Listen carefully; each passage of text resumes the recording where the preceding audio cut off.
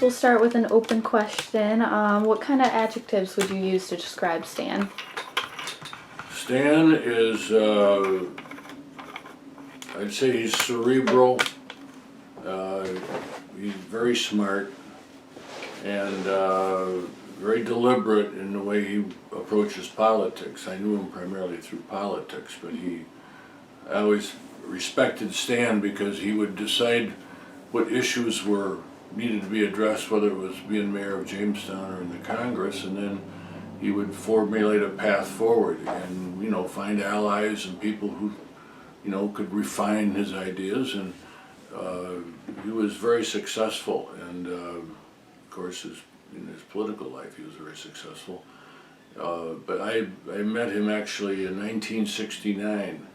I was heading for Vietnam to spend a year with the Navy, and I came home and I did a little research, and I had some interest in politics, and I went and talked to him because he was the new guy in town at the time. And so I asked Stan, I said, if you're interested in a candidate for the New York State Assembly, I might be interested in running for the Democratic Party. And he sent me a letter in the following March, and at the time I got the letter, but there was a mail strike on, so there was no way to contact him, at least through the mail. So I finally one night got through on the phones to Cam Ranh Bay Naval Communications Station in Vietnam. A friend of mine happened to answer the phone. I didn't even know he was in Vietnam.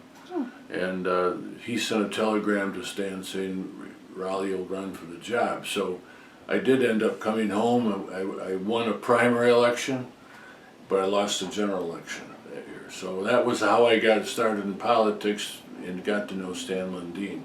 I didn't really know him in high school. He was a year ahead of me. You know, we were cordial, but I mean, he wasn't in my class at the Jamestown High School. So, that goes back sometime, that, you know, 1969. Mm-hmm.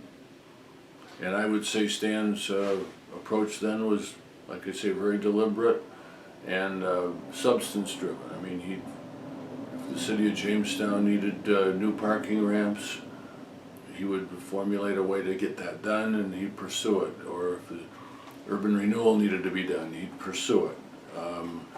He had a blue ribbon commission, or a blue ribbon ticket of city council people that he ran specifically, who were pretty much non-politicians. I mean, they were business people and so on.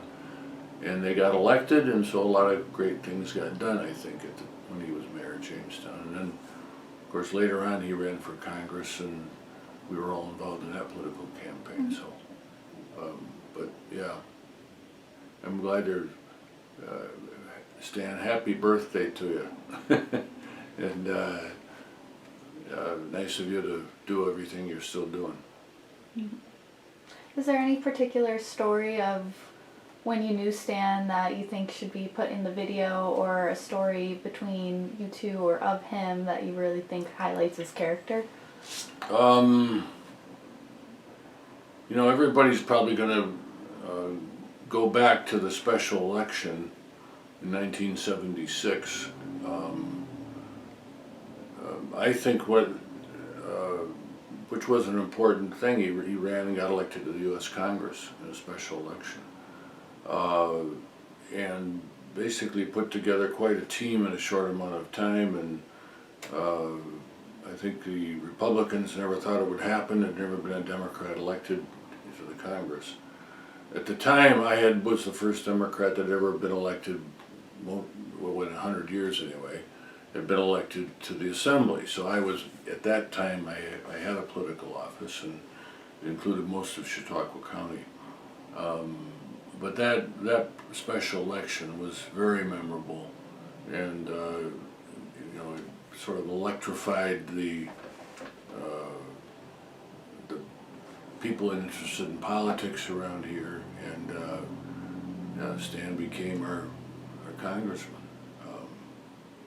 Stan, I might say one thing about it. I don't know if they're going to put this on anything, but at the time my mother said to me, well, Stan Lundine doesn't have a good speaking voice, so I don't think he's going anywhere.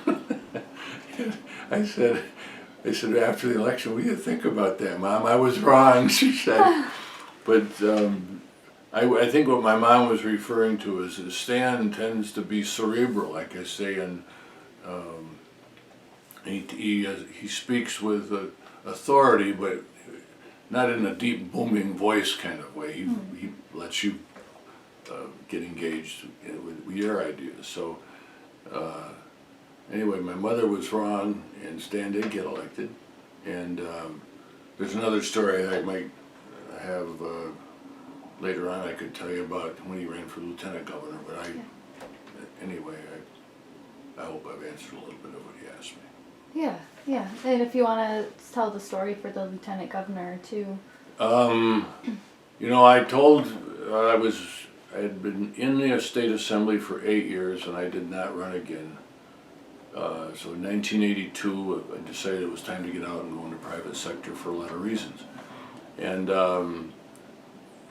I said to Stan, I think it was a couple of years later, he had been in the Congress for a while, and I said to him one day, I said, you know, Stan, you might get a call from Albany to run for lieutenant governor. Oh, why would you say such a thing, he said. I said, well, you know, there's Mario Cuomo doesn't like the current lieutenant governor he's got, and I don't think the guy's going to run again. His name was Al Del Bello. He was a nice guy, but he and Cuomo didn't get along. And he was from down in Westchester County. And I said, you know, there's only 3 Democrats at the time, in my view, upstate, north of the Tappan Zee Bridge, who have the same positions on things like the death penalty and so on as Mario Cuomo. And so I said, you're one of the 3. And you're the most senior. You're a congressman with some terms behind you, and you've won upstate. And he's got to go upstate, I think, for his lieutenant governor. And gosh, it wasn't probably 3 or 4 months later, Stan called me and said, I got the phone call. And of course, the rest is history. He did run for lieutenant governor and had a great career in Albany. So, but I might say I sort of predicted it. One of those times when you make a prediction and you're right. So. And he probably had that characteristics that would really help him as lieutenant governor win the upstate. Yeah, as I said, he's very personable and very detailed oriented too. I mean, you ever seen Stan Lundine in action? He's usually got a notepad in his pocket, you know, and if you say something, he knows he's got to follow up on it, a note goes down. And so he was, for Mario Cuomo, I think, and a terrific lieutenant governor, because he would go upstate and he'd keep track of things. And he would follow up when he got back to Albany. It's not easy to be lieutenant governor because you're always in the shadow of the governor. And you've got to be loyal to the governor. And I think he was loyal to Mario Cuomo to a fault, maybe. I mean, but it was finally they didn't get elected, of course, the last time. But Stan almost, at one point, Mario Cuomo had indicated he was not going to run for re-election. And so we had one fundraiser here in Chautauqua County for Lundine for governor. And then all of a sudden, Mario Cuomo changed his mind. And so that did not materialize. But, you know, you think about coming from the way far end of New York State, you can't get any further away from Albany than here. We're further away from Albany than Montauk Point, Long Island. I mean, we're a ways from Albany. We're closer to the capital of Ohio than we are the capital of New York State. I mean, we think Midwestern here. I think that's a true statement. And but to have a lieutenant governor come from way out here, in a small town, rural area, not Buffalo, not Syracuse, upstate, Jamestown. I mean, it was significant, very significant. And so we all, of course, were very pleased when he was elected, and we were very proud of it. And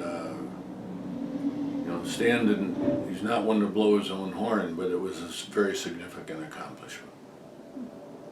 Do you think he ever had the chance to become governor when Mario was possibly going to be asked to be a Supreme Court justice? Yes, and he, I think to Stan's great surprise, the governor declined when the President Clinton called him, and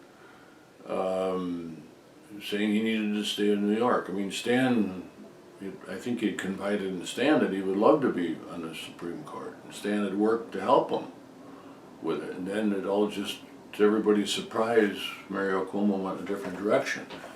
Mario Cuomo didn't tell the story that way, though, and at the end of the day, after their re-election was unsuccessful, Mario Cuomo was interviewed in the New Yorker magazine, and his story about why he ran for re-election did not square with what Stan had been told, anyway. And so Stan, I think he did call it Mario Cuomo about it and say, hey, it didn't happen that way, so you can ask Stan about that. But I mean, that's politics. Politics doesn't go in a straight line. Sometimes it goes like this, and things happen that are a surprise. So I wish Stan would have had a chance to run for the job, because it would have been a big challenge coming from this part of the state. But he was ready to go, and he's always very prepared, and not a lot of surprises there. I mean, when Stan said he's going to do something, it's going to happen. And he would have been a great candidate for governor, and of course we all would have supported him. But that's politics. Can you think of one main accomplishment from his time as mayor, congressman, and lieutenant governor, with one from each period that really stands out to you or stood out to you? Let me just, I hadn't thought about that. Let's start with being mayor of the city of Jamestown. Okay. I mean, the city at the time, and it's still struggling. It's struggling more now than it was when Stan was mayor. But he addressed a lot of the issues that the city was trying to do more than it was capable of doing. It was running an airport. It had its own landfill, which was right down behind this building. It was an open burning dump, actually. It had an airport, did I mention that? I mean, it had a social services district, and it just couldn't handle all the stuff that it was doing, and he downsized the city, basically. Got the county to take over several of these functions, and I was on the county legislature for part of that. So I would say that Stan had a vision for this town, and he implemented it and was very successful. When it comes to Congress, I would say that Stan's main, I don't know if you call it an accomplishment, but he staked out a position on labor management relations that was really something that he had started in Jamestown. I mean, some people may say the labor management committees at the factories in town were his greatest accomplishment as mayor. They could be. I mean, maybe that was his greatest accomplishment as mayor, but I've always considered his vision for the city trumped that. But nevertheless, when he got to Washington, some legislation was passed encouraging the development of labor management cooperation around the country. And Stan was right in the middle of that. And he rightfully, I think, deserves the credit for it. And so if you were to pick out, there's a lot of little things that happened, appropriations that we got here, and we were trying to build the Southern Tier Expressway, and there were a lot of local things that were going on. But I would think that probably the labor management piece was the greatest accomplishment. In Albany, when he was lieutenant governor, how do you define success as a lieutenant governor? I think he was able to balance upstate interests and downstate interests. He understood what was needed upstate in terms of the state budget and school aid and a whole gamut of things that are important to us here. While at the same time working for a governor who came from Queens, right? Totally different needs and problems down in this city. And he didn't always get his way, but he was the upstate person. If you had an issue from Jamestown, New York, you didn't go to Mario Cuomo, you went to Stan Lundine. And I would say his advocacy for this part of the country, this part of the state, it may not have been his greatest accomplishment as lieutenant governor, only he can say that, but I mean as an outside observer, I think it was very important. Mm-hmm. Do you think he was appointed to the anti-drug administration, he worked with housing, he was assigned a lot of busy work as lieutenant governor, and do you think he was quite successful there as well? Yes, I think, the governor did give him specific duties like that. Mm-hmm. Stan did them. I mean, but these specific duties I always felt fell within his understanding of where he came from. Mm-hmm. And, he understood how things impacted rural areas and stuff. And I'm sure he would give the governor advice sometimes the governor didn't take. But hey, he wasn't afraid to walk into the governor's office and say, hey, I think we ought to go here, not here, for the following reasons. I mean, so the specific functions that he did while he was in government, others can speak to that. I just want to generally speak at the lieutenant governor level. I think his advocacy from an understanding of where he came from was the most important contribution. Going back to his time as mayor and then the election of '76, the campaign, did you work with him while he was campaigning, helped out with the campaign process? There were campaign workers that lived in my mom and dad's house. I remember there were a lot of things that I did to help him in the special election. But I think in terms of was I a major player in that special election? I don't think so. I think that what Stan had to do was he had to become more of a factor in the eastern part of the district, down and around Elmira, in places like that. Mm-hmm. And he put together, some teams of businessmen from Jamestown that went on a bus down there, for example, and and talked at luncheon groups and at their business organizations about how Stan had done good things for Jamestown. And I always expected, that he'd do well in Chautauqua County, because this is where he came from.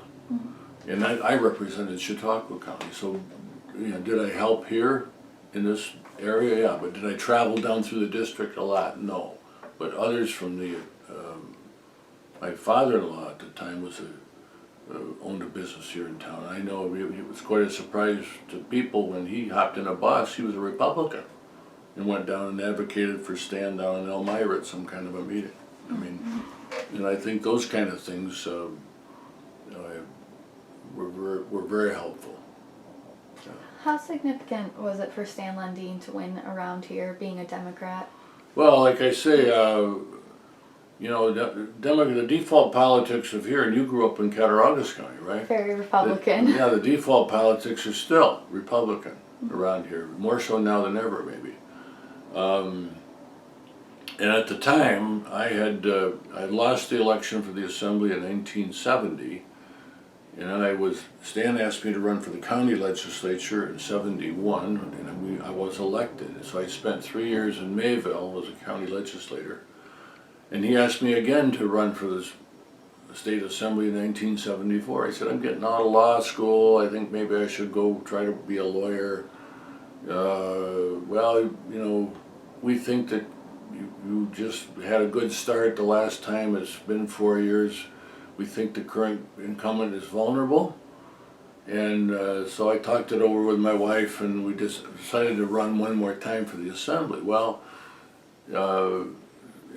Stan and others helped, and it was also a good year for Democrats. It was a post-Watergate year. Mm-hmm. And then what ultimately, though, I think got me elected was the incumbent stepped aside, decided not to run at the last minute for re-election. So I was not really running against an incumbent when I won that election.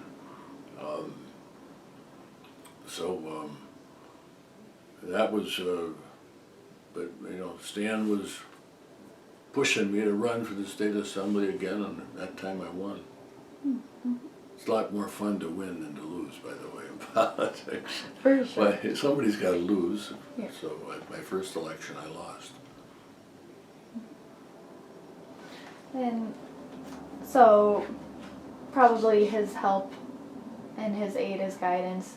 What was your relationship politically? Were you more, was it give and take? How am I trying to frame this? Was he a mentor, or were you a mentor for him? I probably went to him more for advice because he had more experience. Mm-hmm. And I remember going to his house a lot of times. At the time he was living, when I was first around here, on Forest Avenue. And a lot of times I go over there at night and say, hey, I want to come over, I got an issue I want to talk to you about.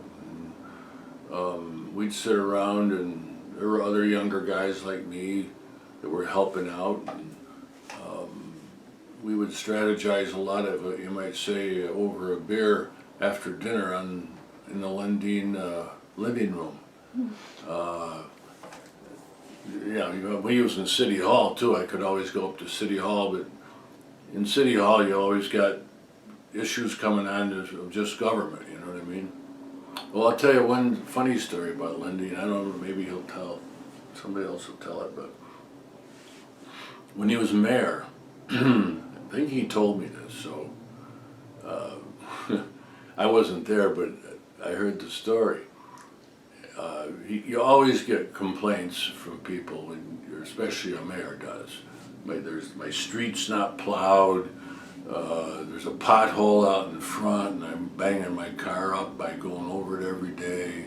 What are you going to do about it? What are you going to do about it, right? So one day a lady called him up from Sweet Hill, I think, and she said, Mayor, I got pigeons in my attic, and they're driving us crazy over here. And what are you going to do about getting these pigeons out of here? And Lundine just said, well, ma'am, I don't know if you heard about it or not, but we just started a new pigeon program. We're dealing with this on a citywide basis. We're going to take care of this. Of course, there was no plan.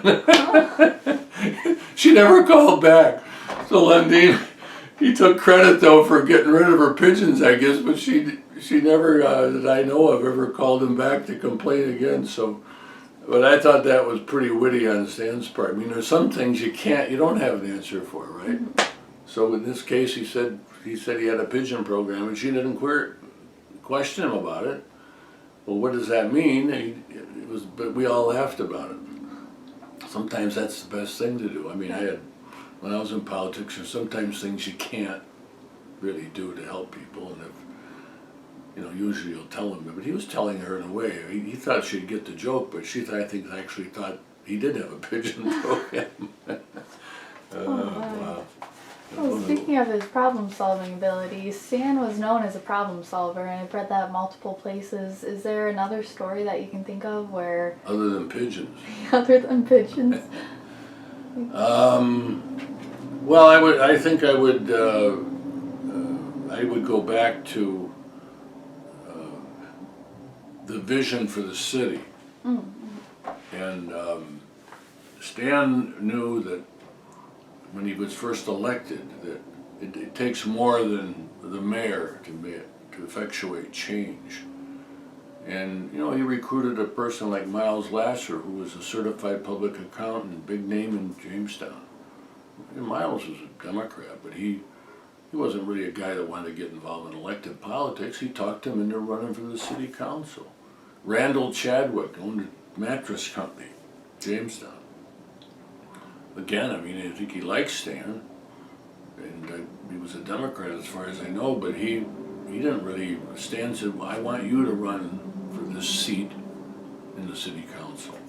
Because if I'm going to get things done and changed, I gotta have a team, you know, it's more than just me. And Rolly Kiider, we need a guy like you up in Mayville, because some of the stuff we're gonna do is gonna require action by the county government. So people would be put in place, and we ran as a team. You know, Lundine was at the head of the team, but I mean, there was no question about, we were all together on what I would say was a vision that was essentially Stan's, I think, about where the city was in its life at the time and what needed to be done. That's unique. That's a skill, really. A lot of people get in politics and they just run for the job and they don't know what their plans are once they do get elected. Well, you got a plan. And he got people who would support the plan and then said, well, you'll run then. I don't want to run. Well, I want you to run. Joan Chevry, there's another name. I mean, Joan Chevry wasn't a person that was out running for political office all the time, I don't think. She became a member of Stan's team. There were others, and you know, some were old line Democrats who were, I think, realized that the city did need new leadership, and they responded. Ted Vimerstead, here's a name. I mean, I was a county legislator with Ted Vimerstead. And I was, what, at the time, 1970. Let's say I was in my early 30s. He was 70, 75. But he saw what Lundine was trying to do, and he was an old-time Swedish Democrat, I guess, and he said, all right, I'll run. And the name was like magic back in those days, the Vimerstead name. His sister was a big name at the Post-Journal. She was a reporter down there, everybody knew her.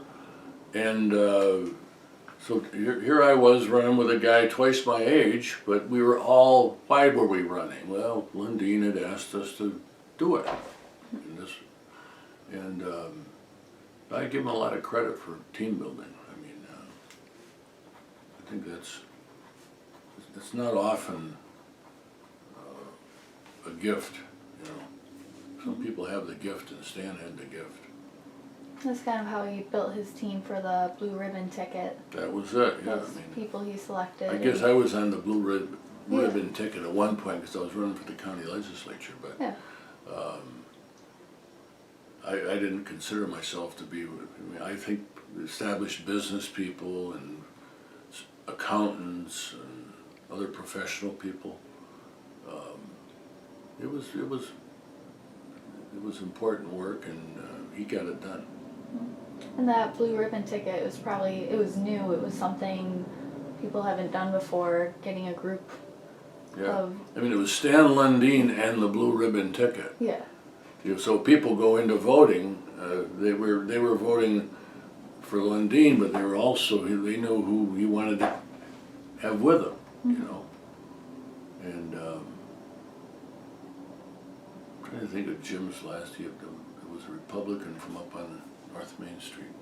It skips my mind right now, but he was even you know, he was the other party, but he was a supporter generally of what Stan was trying to do. Mm-hmm. Is there anything you think I should really highlight in the exhibit and the video? Any particular characteristic of Stan that I should really focus or zone in on? A story? I don't know, I have an old Lundine for Congress hat I can give you up at the house. Maybe you ought to stick that in. That would be really cool. But it's moldy and it's yucky, but it's one of the, I think it was in his first political campaign for Congress. Honestly, that would be wonderful. Would you like that? I'll yeah. get you that hat. Okay, let me write a note to myself. Get the Lundine hat. I saw it in the garage the other day, and I don't even know if I can clean it up. It's so cruddy looking, but Hey, we'll take it as is. That's the wonder of archival work. No matter what it looks like, it'll look good in an exhibit. Yeah. Somebody Tom Carpenter donated a bunch of campaign buttons, so we have a few buttons, and Oh, do you? we're looking for any memorabilia, any news articles that we can copy and put into a poster. Yeah. So if you have any of those documents, materials. I'm trying to think. I used to have some old photos of those days. I mean, I remember when Lundine. If you see this photo, I'll look for this photo too. When I came back from Vietnam, Stan had just to give you a little story on this. We have a photo of me in my naval uniform the day after I won the Democratic primary for the Assembly in 1970. It was taken at City Hall, and I thought it was a great photo. And you know, here I am in Vietnam, and a Democrat has never won this job, with one exception. In 1878 or something, a Democrat did represent this district for 1 year. It was a fluke. There was a split in the Republican Party, and they got their act together, and that was the last time a Democrat had ever held this position. So when I got elected, it was something. Well, the first time I was in Vietnam, and here's a guy who wants to run a primary against me to be the candidate for the 150th Assembly District, and I'm over in Vietnam, and I said, why would anybody want to run a primary for a job you're probably going to lose? You know, the chances of winning were not very good. But he wanted to run in a primary, so I saw in the Stars and Stripes magazine, which is a military magazine in Vietnam, or a newspaper, that there was a fellow running in Nebraska for state legislature in Nebraska. And he wasn't too far from me, and I borrowed a Jeep one day and I drove down to see this guy. His name was John DeCamp. And I said, John, how do you run a campaign from Vietnam? And he said, combat zone free mail. He said, I've argued it with the Army up in Saigon, and as long as these are hand addressed, you can send out mail, and you can hand address these things to the folks back home that you're running and why, and they have to send it out. So I got a letter from a Navy attorney in Saigon. I showed him what the Army guy had said. All right, yeah, sounds good to me. Mr. Kiider wants to send out free mail for this campaign. It's authorized under Commander Naval Forces Vietnam. Right? And I kept that letter because I figured it could be contentious, because free mail is free mail, right? Once you're in Congress, of course, everything is free, but running for office. So we sent out like 12,000 letters from Vietnam. And Stan had the books sent to me, the registration books. And I killed the guy in the primary, 4-1. Right? And when I came home, we had this big picture taken with me and Lundine at City Hall, where I was still in my naval uniform, right? Of course, that ended up, I got defeated in the general election because the Republican was well entrenched and well liked pretty much. And I was a new kid on the block, but I gave him the best race I could without having much money or support other than what we raised locally. That whole story of Lundine wanting me to run, and I can't talk to him or even send him any mail. Finally, the mail strike is over, and I have the registration books for the Democrats registered in this district. And me and a couple of my buddies at night in Vietnam, we would sit down and hand address letters, and I ended up winning the primary over there. So that's the way I got started. But Stan was all a part of that. I mean, he wanted me to run for the state legislature. It eventually worked out, but it took 4 years before it was. Well, all right, you got enough for me on all this stuff. On anything else? Any advice you can give me, or What's your display going to look like? Is it going to be a static display primarily with photos and things like that, or what? it's going to be about a room a little bigger than this, and each wall is going to be dedicated to a period of his time. So a small wall with him at Duke University, his private law practice, and then it's going to be his mayor, his time in Congress and lieutenant governor. There's going to be posters with a biographical description as well as. You realize that when he was mayor, he was married to his first wife. Yeah. And Sarah's his second. You're aware of that. Okay. Yep, and then his 2 kids are from his first Carol, marriage. Yeah, Stan and Carol. I haven't seen Carol for years. I think she lives in Ohio.